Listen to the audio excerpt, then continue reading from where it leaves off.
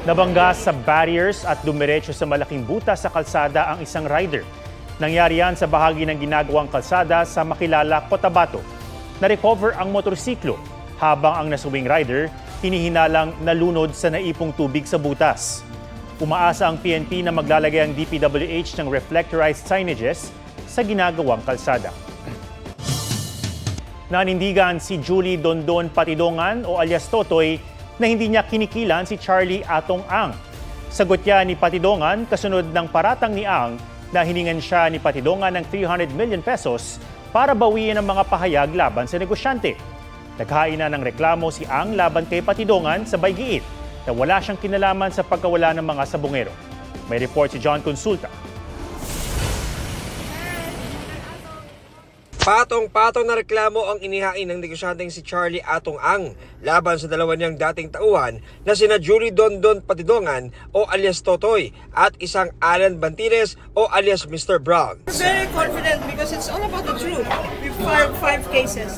Ano pong cases yun, ma'am? Robbery, grave threats, grave coercion, slander, and incriminating innocent people. Pinangalanan ni Patidongan si Ang bilang isa sa mga mastermind umano sa pagkawala ng mga sabongero. Wala kami kinalaman lahat dyan. Kapareho, uulitin ko, sinasabi ko, lahat ng grupo namin, mga desenteng tao yan. Ang hilig lang namin, sabong lang. Tingnan nyo, pagkatao niya, pagkatao ko, pagkatao namin lahat, wala naman kaming history na pumapatay ng tao. Itinanggi rin ni Ang na sinubukan niyang suhulan si Patidongan para bawiin ang mga pahayag nito. Sa halip, sina Patidongan at Bantiles daw ang humingi ng 300 million pesos. Hinihingan ako ng 300 million para ibigay daw, para wag daw ko idamay doon sa kaso nila.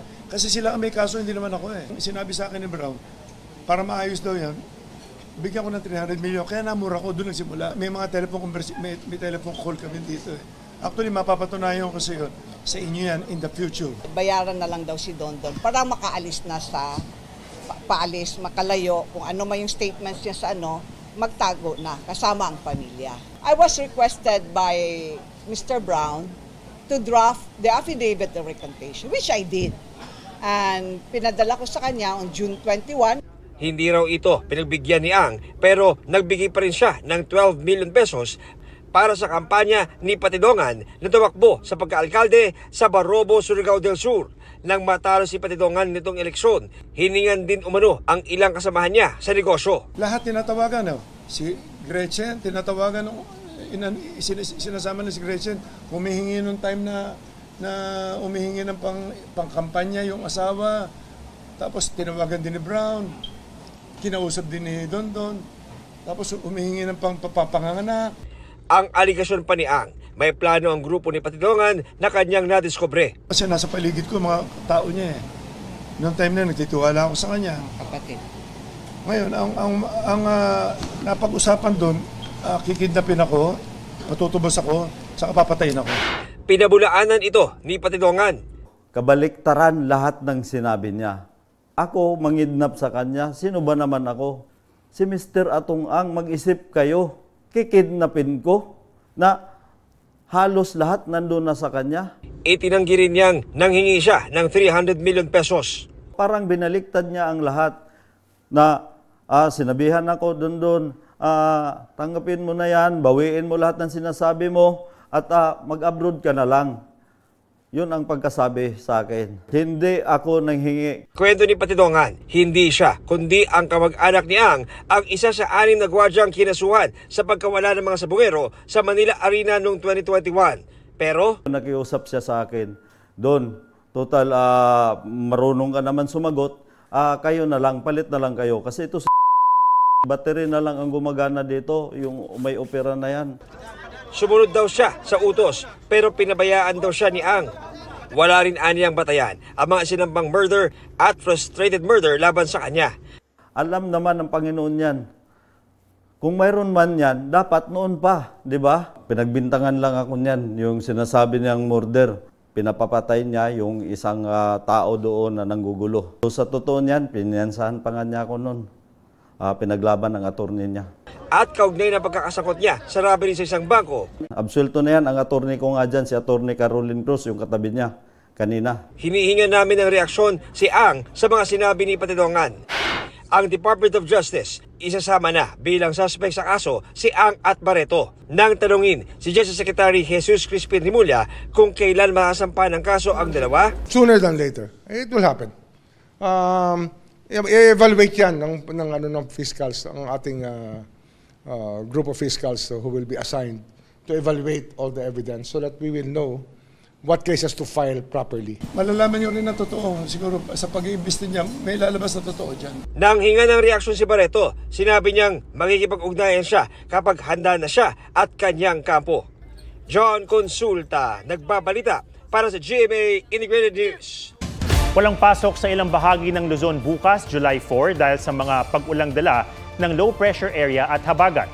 Sinuspindi ang klase sa lahat ng antas sa mga pampubliko at pribadong paaralan sa buong Ilocos Sur, maging sa Kalumpit, Bulacan, Imus, Cavite, Luna, La Union, Tabok City, Kalinga, at sa Dinalupihan at Orani sa Bataan. Gayon din sa Poso Rubio at Umingan sa Pangasinan, at sa Masantol at Candaba sa Pampanga. Sa buong probinsya ng Cavite, suspindido na ang klase ng elementarya hanggang senior high school sa mga pampubliko at pribadong paaralan.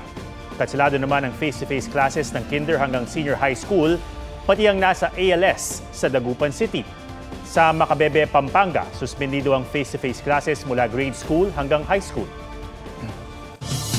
Bumaha at umulan ng yelo sa ilang lugar sa Luzon at Mindanao dahil sa low pressure area at habagat. Nakiusap naman ang ilang estudyanteng inabutan ng ulan, agahan ang pagsususpinde ng klase. May report si Bernadette Reyes. Nakaranas ng malawakang pagbaha sa ilang pangunahing kalsada sa La Trinidad, Benguer. Tuloy-tuloy kasi ang ulang dulot ng low pressure area. Ilang estudyante at empleyado ang stranded ng mahigit 4 na oras. Sa Malabon, basang-basa naman ang ilang estudyanteng naglakad ng mahigit 1 kilometro matapos suspindihin ng klase. Hiling nila, agahan po nila yung pag-suspend ng klase. Para po di na kami mahirapan. Ba't di na lang po sinuspend nung una pa lang? Kasi may nahihirapan din mga students. Paliwanag ng Malabon City Hall, sinusunod lang nila ang dati ng protocol ng DepEd. Nag-deploy rin daw sila ng libreng sakay para umalalay. Mga panghapong klase naman ang kinansela sa Maynila ngayong araw. Kung dati ang Department of Education ang nag-aanunsyo ng mga class suspensions, ipinaubaya na ito sa mga paaralan at sa mga local government units na higit na nakakaalam ng lagay ng panahon sa kanilang lugar. Ang DILG gustong hilingin na ibigay na sa kanila ang kapangyarihang magdeklara ng class suspension. May geohazard map kami. Mas madali mag-coordinate kung galing sa amin ng suspension ng classes. Ito po ay pag-aaralan. As of the moment, ang kung ano yung nagiging sistema natin sa kasalukuyan, yung po muna mananatili. Kung maaari po makapagbigay agad ang mga heads ng LGUs ng mabilisang order o kanilang panukala kung dapat isuspende ang klase, dapat po talaga na mas mabilis para hindi pa po nakakalabas ang mga bata at mga magulang. Bukod sa mga estudyante, nahirapan ding makasakay at bumiyahe ang mga empleyado. Halos mag-zero visibility naman sa South Luzon Expressway northbound sa bahagi ng Mamplasan dahil sa lakas ng ulan. Habang sa Malaybalay City, Bukidnon, umulan ng yelo. Ayon sa Pag-asa, dulot yan ng thunderstorm na dala ng habagat. Payo nila sa publiko manatili sa loob ng bahay o sumilong kapag nangyayari ito bilang pag-iingat. Bernadette Reyes, nagbabalita para sa GMA Integrated News. Bago ngayong gabi, muling tumaas ang tsansa na maging bagyo ang binabantiang low pressure area. As of 8 p.m., namataan ng LPA 125 kilometers north-northwest of Calayan, Cagayan. Ayon sa Pag-asa, posible itong mabuo bilang bagyo sa loob ng 24 oras. Kung sakali, tatawagin itong bagyong Bising, ang ikalawang bagyo ngayong taon. Inaasahang mabagal itong kikilos papalayo sa Batanes. At pagdating ng weekend, unti-unti itong aakyat pahilagang silangan malapit sa Taiwan. Patuloy naman itong hihilahin ng habagat na magpapaulan sa ilang bahagi ng bansa. Tuloy sa 2026 ang rehabilitation ng EDSA at odd-even scheme doon. Iniurong ito dahil inabutan na ng tag-ulan at masusundan din ng Christmas rush sa Burr months. Ayon sa DPWH, planong simula ng EDSA rehab sa unang bahagi ng 2026. Unahin ang mga bahagi ng EDSA na di ganoon karami ang dumadaan. Dagdag ng DPWH, may tinitignan silang mas mabilis at mas murang teknolohiya para sa pagsasaayos ng EDSA. Kapag naisip final ito, isusumite raw nila sa Pangulo ang rekomendasyon. Matatanda ang imbis na simula noong June 13, sinuspinde ng Pangulo ang EDSA Rehab para mas mapag-aralan pa. Anya, matagal at sagabal sa publiko ang unang plano na balak isagawa sa loob ng 2 taon. Pinagtatagaan ng kanilang tiyuhin ng 3 magkakapatid sa Asturias, Cebu. Patay ang 18 anyos na pamangkin na pinagdudahang may relasyon sa asawa ng sospek. Sa imbestigasyon ng pulisya, natutulog ang magkakapatid ng pagtatagain ng kanilang tiyuhin. Kritikal ang 2 nakababatang kapatid ng namatay na biktima. May alitan din umano ang sospek at ama ng mga biktima. Umuwi raw sa kanilang bahay sa Balamban, Cebu ang sospek matapos ang krimen, pero sumuko rin kalaunan sa isang konsehal na nag-turn over sa kanya sa pulis.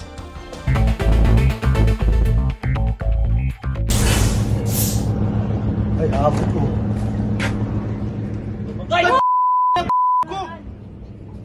Pampasaherong barkong paalis na mula sa Lucena City nabangga ng fishing vessel. Ligtas sa mga sakay ng 2 barko. Inilipat sa ibang barko ang mga pasahero ng Star Horse Shipping Lines. Sa investigasyon ng Coast Guard, sinalubong ng fishing vessel ang papaalis na barko. Wala pang pahayagang kapitan ng fishing vessel. Rider patay matapos mabangga ng bus sa Matanaw, Davao del Sur. Batay sa investigasyon, napunta sa kabilang linya ang bus ng Pomreno. Pero dahil umulan at basa ang kalsada, nawalan daw ito ng kontrol at nabangga ang rider. Tumilapon ng rider at naipit sa gulong ng bus. Sumuko sa pulisya ang bus driver. No Contact Apprehension Policy o NCAP plano na ring ipatupad ng MMDA sa mga kalsada malapit sa private schools.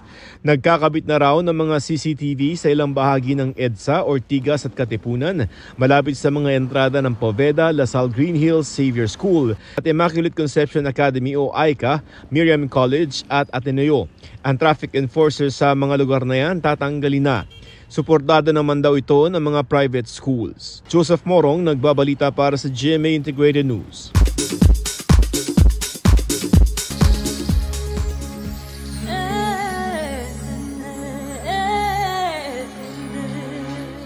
Glyza De Castro o Sangre Pirena sa Encantadia Chronicles Sangre, nakijam sa OG singer ng Encantadia theme song na si Bayang Barrios.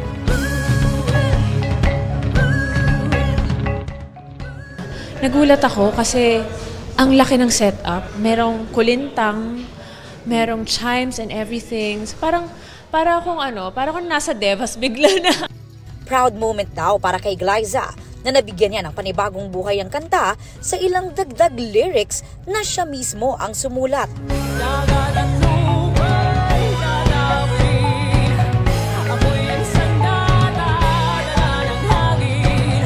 Noong 2005, 2016, ang naririnig lang natin lagi is uwe, uwe. Tapos ano lang siya, in-explain siya sa akin ni Miss Bayang kung ano yung story behind it.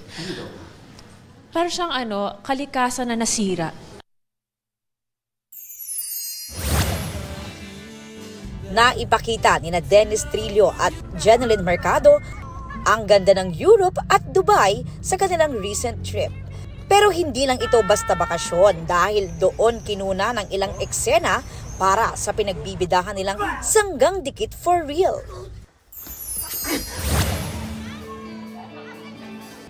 Nagpasaya rin sila ng Global Pinoys. Sa Milan, Italy, nagkaroon sila ng meet and greet at mini press con. Sanggang Dikit for Real!